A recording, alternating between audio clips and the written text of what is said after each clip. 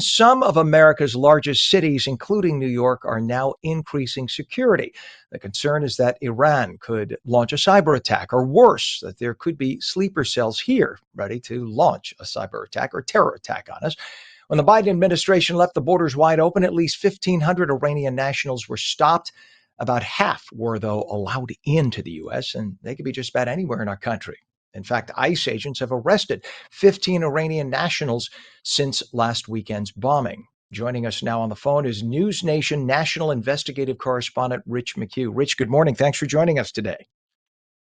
Hey, good morning. Thanks for having me.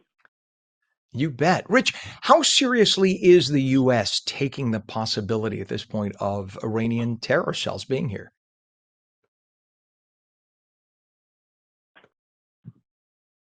Can you hear me, Rich?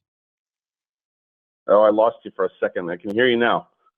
Yeah. Can you restate your question? I'm sorry. Sure, not a problem, Rich. I was saying, how seriously do you feel the U.S. is taking the possibility of having Iranian terror cells on our soil right now? Very seriously. I've been reporting on this since last week, and sleeper cells have been a thing.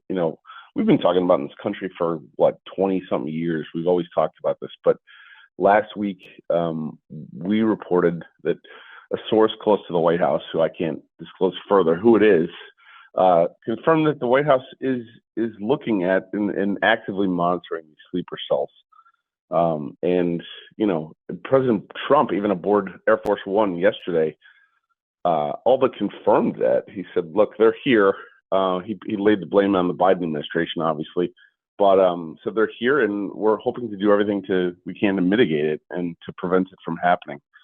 And you've seen a lot of coordination between state, local, federal. Everybody is, kind of diverting their attention now to this. You saw the FBI yesterday came out that was reporting that the FBI is kind of reassigning and kind of realigning all their forces to focus on this short term. I asked the FBI for a statement confirming that, and they said, "Look, we're not going to confirm operational activities with anybody, but it is our practice to realign, kind of reassign our forces essentially as we see fit." So the statement to me was them essentially confirming what they're doing, which is kind of redeploying some of their forces towards this and away from things like immigration efforts that they've been focused on for the past 6 months. So I think it's top of mind. And Rich, I know since 9/11, a lot of people have let their guard down. After 9/11, everybody was in the see something, say something mode, and a lot of Americans have gotten very complacent since then. What do you think that the average American, the average citizen, should be doing to stay safe at this point? Well, from the experts we're talking to, it's just stay vigilant. Just keep your eyes peeled. If something doesn't seem right, say something. In the best case scenario, nothing happens.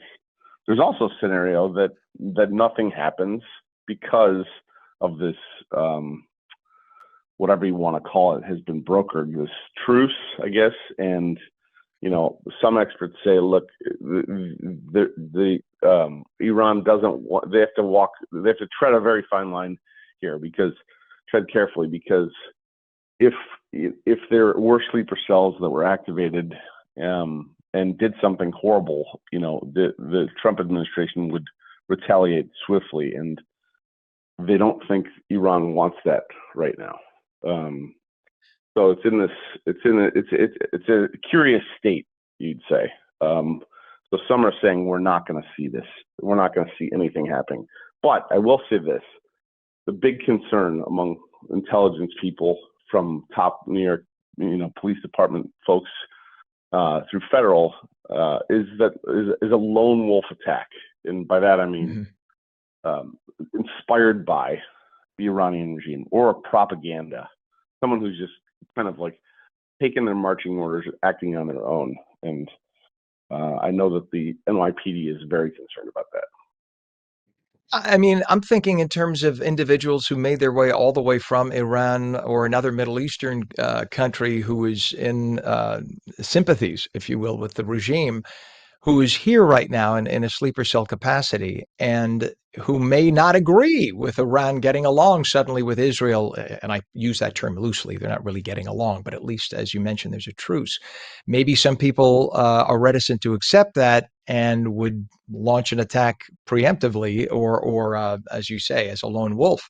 So, I guess at this point, we should just always be suspect, especially in public settings, in crowds, things like that. I mean, I certainly personally would avoid crowds right now, just in case, especially in a big urban center like New York, and I think a lot of people too. And correct me if I'm wrong, but these people, we don't know what they're capable of doing as a sleeper cell. They could carry out little attacks, right, like a rogue car, or something as serious as, heaven forbid, a 9/11 level thing. We just don't know at this point.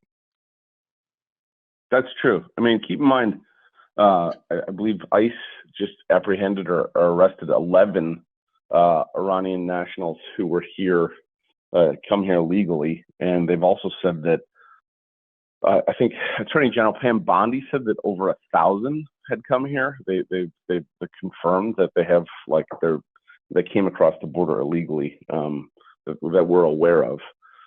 So they're here, and that's the big concern. It's just like what's going to happen. But again, like there's a belief that it's going to come from a lone wolf, and that's the scariest thing.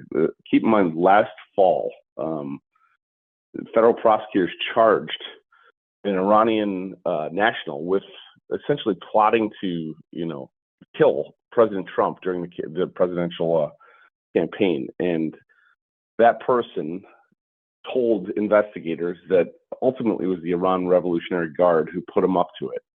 So, whether that's true or not, we don't know, but that's what he told investigators last fall. So this is not something new. They've plotted cyber attacks. They've plotted, personnel attacks. I think just this month, some Iranian group took credit for breaking into Trump's Truth Social platform. So it's active. It's real. There's a lot of, I was looking through all the different examples of cyber attacks stretching back like 15 years, and there's a lot. Every year it happens several times. So it's real. Well, yes, it is real. So everybody keep their eyes peeled and just use better judgment, especially in crowds, especially in the very near future, and don't let your guard down. News Nation national investigative correspondent Rich McHugh, my favorite news channel. I've been watching News Nation for a while. Thank you so much for joining us this morning. Great having you on. Hey, you bet. Thanks for watching. Thank you. Have a great one.